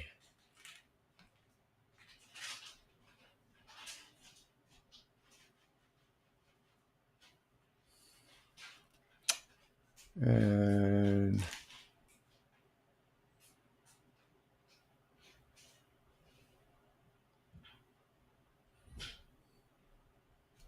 let's go ahead and go with this one. This is on a national level. This is talking about Trump's speech yesterday. I think it's significant to go ahead and bring it up here. I did mention about it, but this is on WENY, and as far as President Trump criticizing and calling out the UN. So let's go ahead and listen to this. The Ukraine war and the dire humanitarian situation in Gaza. WENY Washington correspondent Brendan Scanlon has the main takeaways from today. Not only is the UN not solving the problems it should, it's actually creating new problems for us to solve. Tuesday morning, President Donald Trump did not hold back criticism for the United Nations on topics including wars, green policy, and immigration. Your countries are going to hell. But despite that criticism, I may disagree with it sometimes, but I am so behind it because I think the potential for peace with this institution is so great. Peace is perhaps the biggest topic during this year's General Assembly, but frustration with aggressors who stand in the way was clear. And it looks like it's not going to end for a long time. Especially after recent Russian incursions into NATO airspace. Do you think that NATO countries should shoot down Russian aircraft if they enter their airspace? Yes, I do. Some foreign policy experts say NATO countries were hoping for more from the president's speech. They want to hear that he is committed to NATO's defense, and they want to hear him say that Russia should back off. And this is what Europeans have dearly missed in Donald Trump's speech. In the Middle East, momentum is building among member states for Palestinian statehood. More than 150 countries, including France, Canada, and the UK, now formally recognize it. The rewards would be too great for Hamas terrorists for their atrocities. The president's remarks come as Israel presses forward with a massive ground operation into Gaza City. The Israeli military claims to have eliminated 30 terrorists and dozens of targets. But the Palestinian Ministry of Health claims at least 90 people were killed in the weekend attacks. The president has said over and over again he wants the war in Gaza to come to an end. He hasn't, though, prioritized whether he wants that come to an end either through negotiations or through military action. He has kind of ping-ponged between the two. Reporting in Washington, Brendan Scanlon, W. So there we have President Trump at the UN yesterday talking to world leaders as far as that goes. And I think it was a pretty good speech. I guess he had problems going up the escalator. I think it was somebody at the top that was that hit a button accidentally. That I think that's what I heard yesterday late afternoon. They're preempted. There's a conspiracy theory that somebody did it on purpose, along with the teleprompter. Did I talk about? No, I won't talk about that. That's getting too medical, Captain Rehab. I'm not going to go there. Okay, I know there was a major announcement. President Trump announced about Tylenol and its association in a medical aspect, along with Secretary of Human Health, Bobby Kennedy. I'm not going to go into detail because that's a little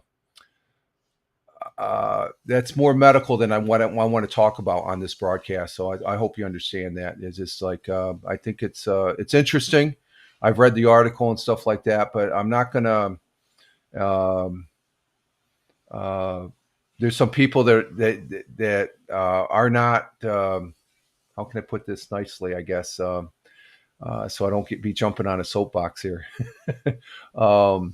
There's. I don't know if it's conclusive enough for some folks.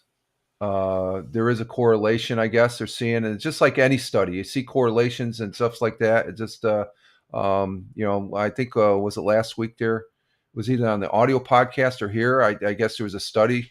There's no conclusive evidence, but if you ride a bicycle every day, it cuts back on Alzheimer's and dementia by 19%.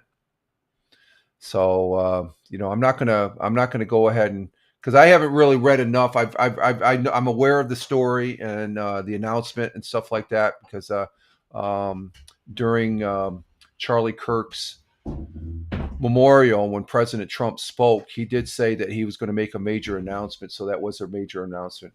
Richard loves his best bicycle. No, I don't even have a bicycle. I can't even remember the last time I was on a bicycle. I've never seen you on one. You haven't, really? I think the last time I rode a bicycle, I was single. Geez, that's like 45 years ago, I think. You didn't own one when we got The last time I was riding. I could still ride a bike, though. That's once you ride a bike, you don't lose that. So let's see. What else do we have here? On WENY.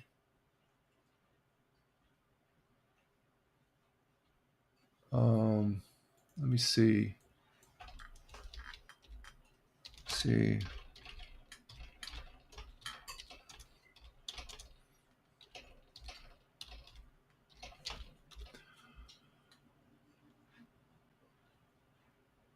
Oh, is WENY ABC? Oh, okay, WABC is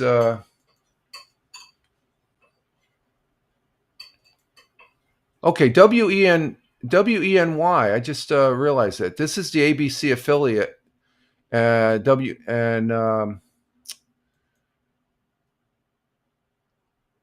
And they're one. It's called A Penny Farther. Okay. Let's see. Captain Rehab said Richard definitely rides one of the bicycles with the giant wheel, front wheel, the big. Oh, that's a big wheel. The big wheel.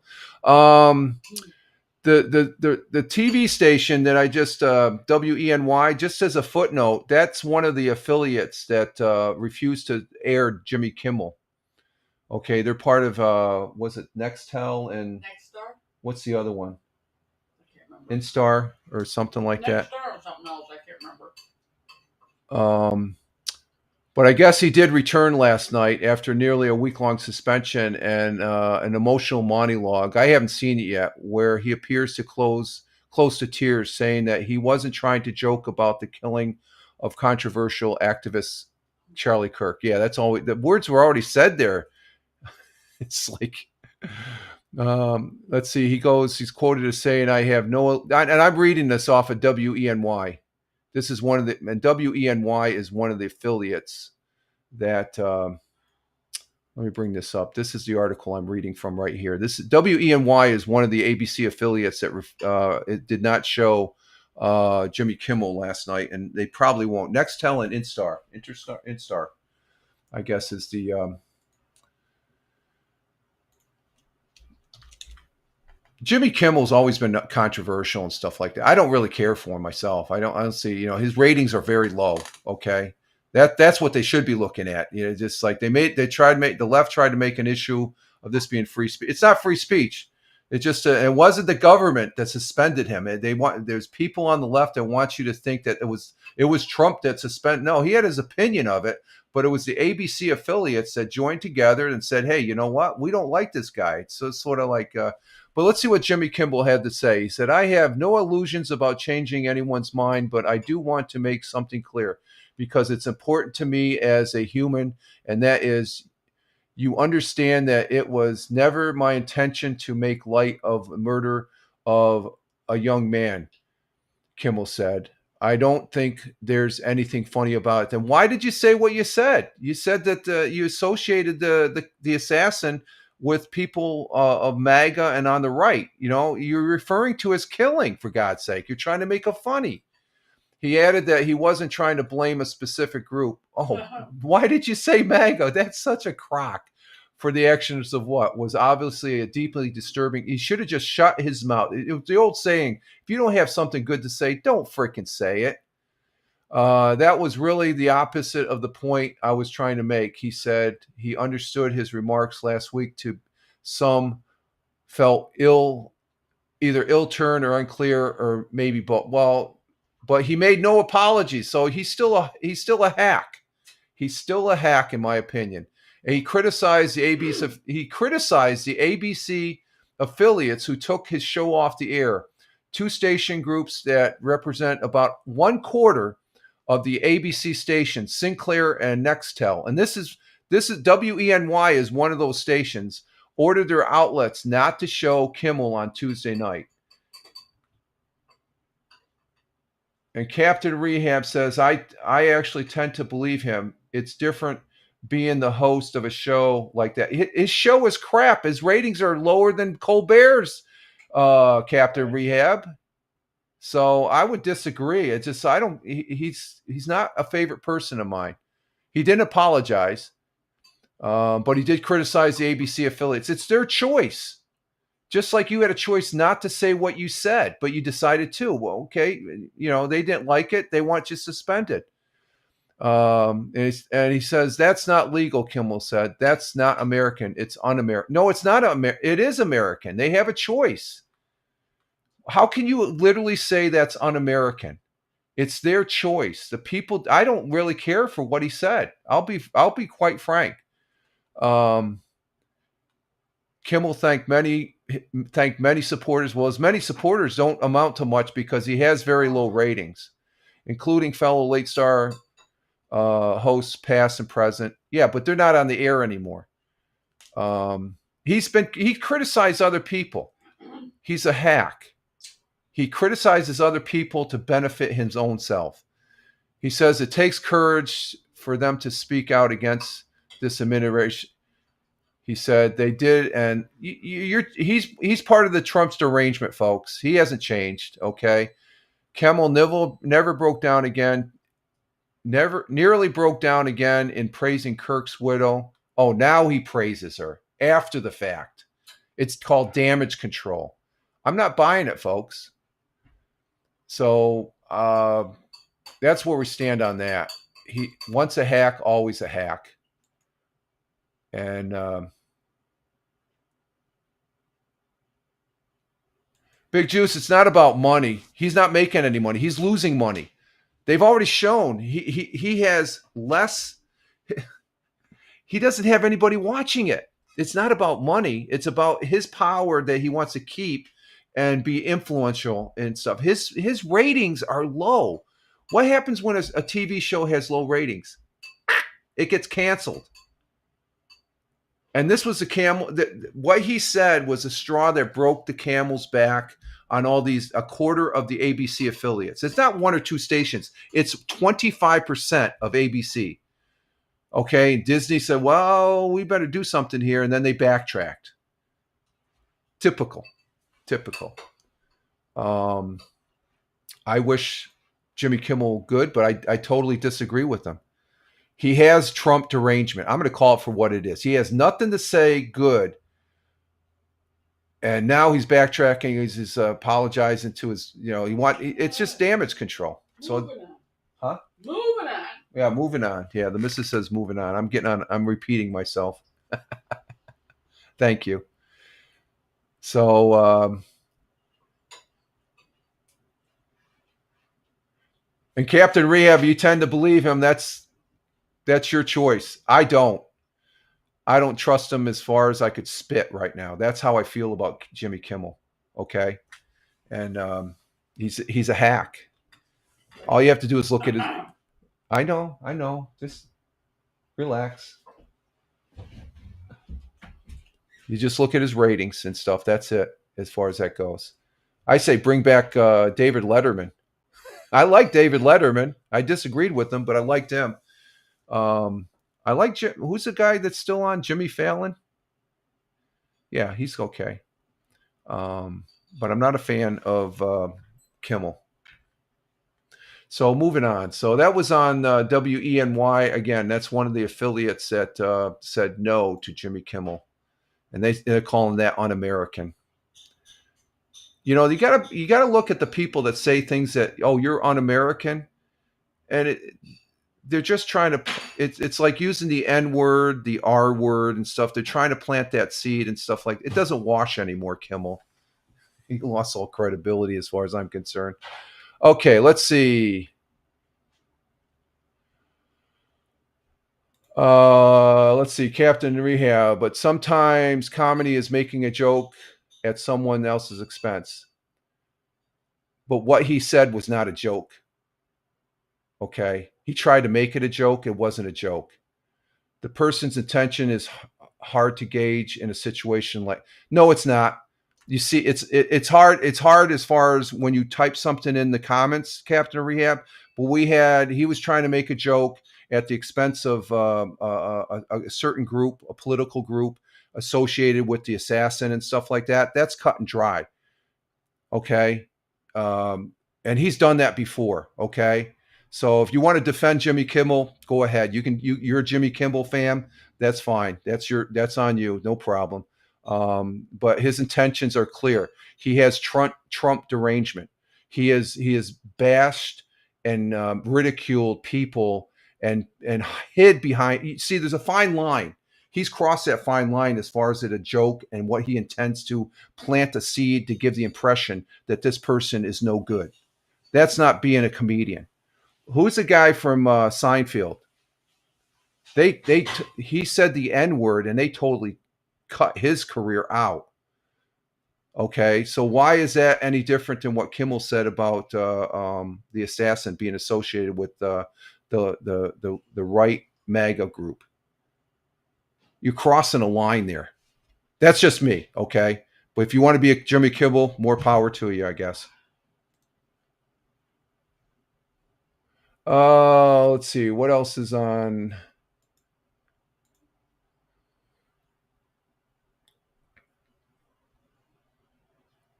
Okay, okay, let's see.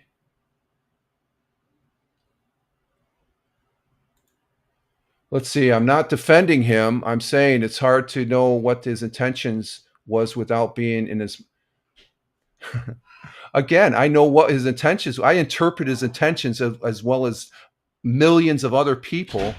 That by you saying that, you're defending him. Okay, you say something and then you're trying to backtrack now, and he's trying to put the blame on other people. If you can't see that, you need to open your eyes on what he really was trying to do. He's still pointing blame on other people's instead of taking responsibility. He gives a little indication he's not taking full responsibility. That's just my opinion. Okay. And I'll stand by that as far as that goes. Let's just say we agree or disagree. We agreed to disagree. I know comedy comes to a certain point. He crossed the line, in my opinion. Okay. And his apology, there was an apology. Right. But you just said that's your interpretation. No, it's not my interpretation. It's my opinion. Interpretation and opinion are two different things. Okay. So I don't have an interpretation. I don't interpret. I have an opinion on something, which I have as an American. I have a right to have my opinion, just like he has his right. He said what he said, but he came back last night, and what I just read it. To me, my opinion is it's not my interpretation. It's my opinion that he didn't fully apologize. End of story for me. Moving on. Okay, let's see.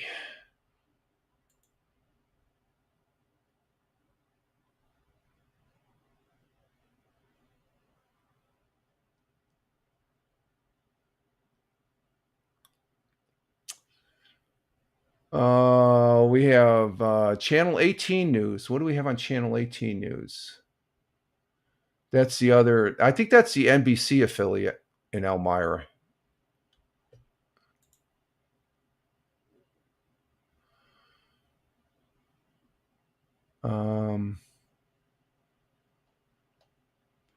What's this? Schlitz is giving away free hot and ice. No, we don't want that.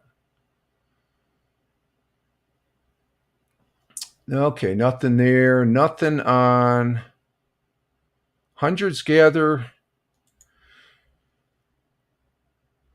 Let's put it on a positive note from, that was bad. That connection didn't work. What the hell happened there?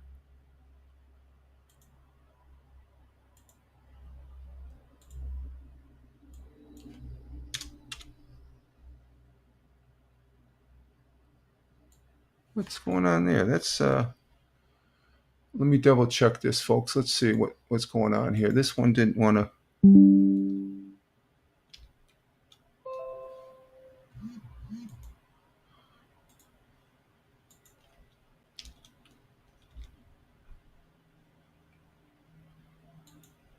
Huh.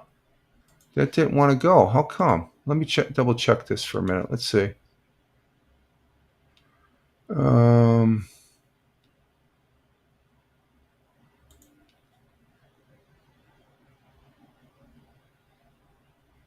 wow. Okay, there we go.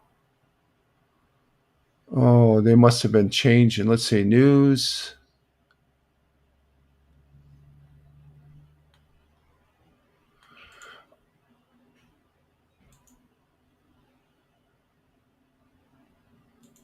Trying to bring up this article on the there it is on the Penny Saver. Okay.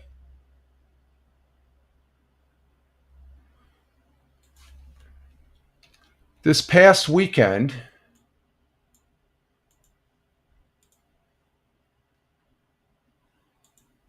they had at Hickory's Park here in Owego. They had a vigil for Charlie Kirk, and it was right around the same time that that his and this is in the Penny Saver, and not and hundreds arrived at Hickory Parks in Owego, New York on Sunday, September 14th for a vigil for Charlie Kirk. Not unlike towns all around the nation and world, the town of Owego was host of a vigil on Sunday evening, September 4th, 2025, for Charlie Kirk, the American right-wing political activist who co-founded the conservative organization Turning Point USA in 2012 and was serving as an executive director. On September 10th, Charlie Kirk was shot and assassinated while speaking at the Utah Valley University campus. Charlie Kirk's death gained international attention and led to the condemnation of political violence by promoting domestic and international figures, with President Donald Trump announcing that Charlie Kirk will posthumously receive the Presidential Medal of Freedom, and flags were lowered at half-staff, and they until this past Sunday. This vigil, let me go ahead and there's one of the speakers there that was at Hickory's Park. This vigils were held not only throughout the country, but also internationally, with many expressing fears about free speech based on acts committed against Kirk, whose organization was known to be controversial. Social media soon filled with arguments and hateful statements following Kirk's death, widening the division gap being experienced by the country politically. So, the man is dead, but people still want to cheer and yell. But these people right here in the Hickory's Park were gathered in a vigil to remember Charlie Kirk, to remember a good man. But one young girl, Sarah Mistretta of Owego, felt horrible about what she saw happen with the divisiveness and decided to do something. So she put out on social media a post inviting people to peacefully gather at Hickory Park in Owego on Sunday evening and call for unity. In her initial post, she wrote, "All are welcome to peacefully join us this Sunday afternoon as we gather to honor the memory of Charlie Kirk and pay our respects to his wife, children, and family and loved ones." She added, "This is a casual event and citizen run. Coordination with the town of Owego supervisor, the event did just that, with hundreds gathered, some with flags, others with their own candles, to join the event that welcomed several local pastors, several hymns, including Amazing Grace, and of the guests invited to say a few words.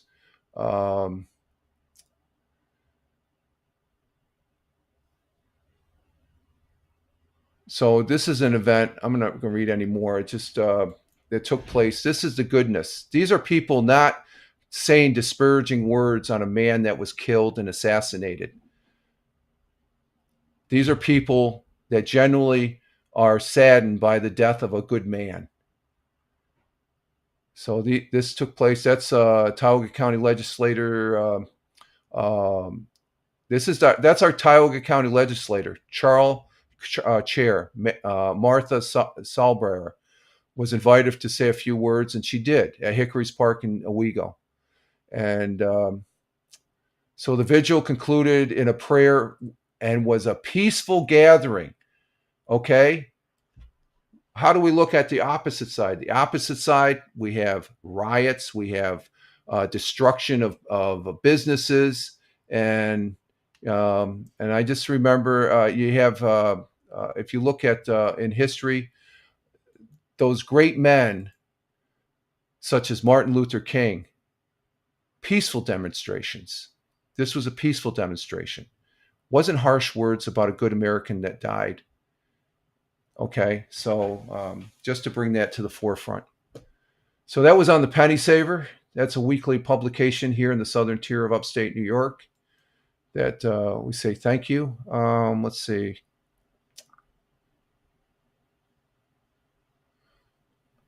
And we have nothing there on KGB, nothing on KISS 10.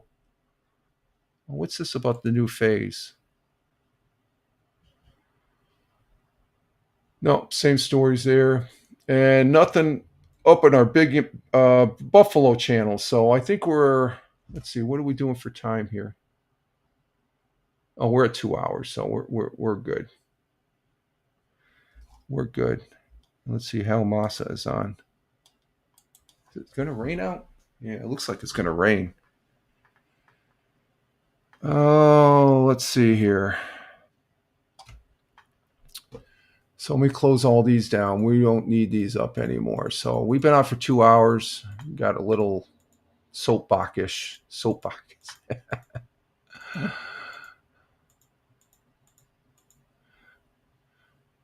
All right. So we're at the end of the broadcast here, folks. And it's time for me to get my day started as far as that goes. We're at 8:13, and I got some updating I got to do on my my win-loss picks there. I'm still baffled by that file not being saved, but it's good to be using Word Pro or I'm using Microsoft Word again. But it did, for some reason, it didn't auto save. So, okay, we're going to be we're at the end of another broadcast here. So I'd like to say thank you to Tony D for being here, my brother veteran, my good friend and fellow broadcaster. And thank you to Tina, our Jersey girl, who was here. Thank you, Tina. She's over watching Hal Massa right now, I think he's on YouTube right now at 8 o'clock. Thank you, Captain Rehab. Always great to be talking with you, my friend, coming in from the city of brotherly love. You have a great day today, and we'll see you back here on Friday. Good luck on your picks here. I got them. I'll be plugging them in on the remake of my spreadsheet there. See, I have the overall spreadsheet. I hit the disk to save that, but the working disk that has everybody's picks on, I gotta thank God I didn't go too far into that. I got to remember to hit that thing. But thank you, Captain Rehab, for being here. Let's see, who else did we have? We had let's see, Tina, Captain Rehab. I think all we had was Big Juice came in, right? I think that's it. We only had 3 people. Yeah, Big Juice coming in from the Buckeye State of Chicago, and Captain Rehab says. You too, Rich? Okay. Yeah, you too, Captain Rehab. Have a good one. Don't work too hard, my friend.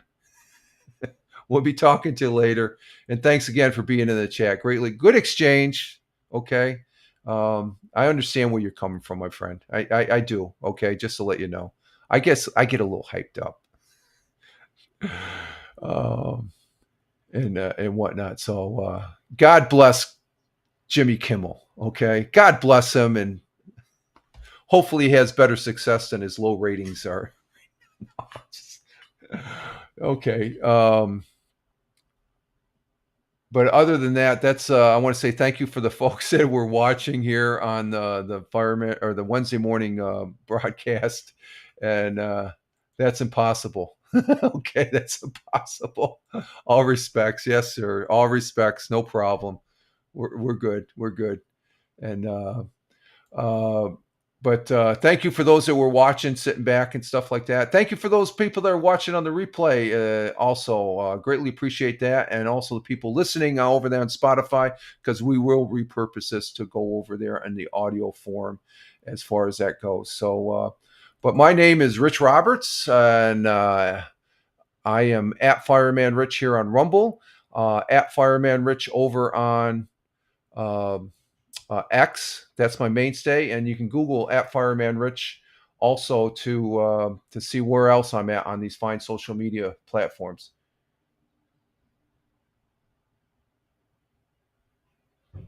Yeah, that's true, Captain Rehab. Yeah, that's a good point. Good point. But that's she didn't want to hear it, so she. I know that's when I'm pushing it a little bit. So, okay, folks, you all have a great one wherever you may be. Rich Roberts again, wishing you all well. Have a great Wednesday as we're working towards the weekend once again. And you all have a great one wherever you may be. Live life, have fun. Ciao for now. As always, peace. Take care, folks. And thanks again, Captain Rehab, Tina, and Tony D. Greatly appreciate it. Thank you very much. Have a great day, folks. Ciao for now.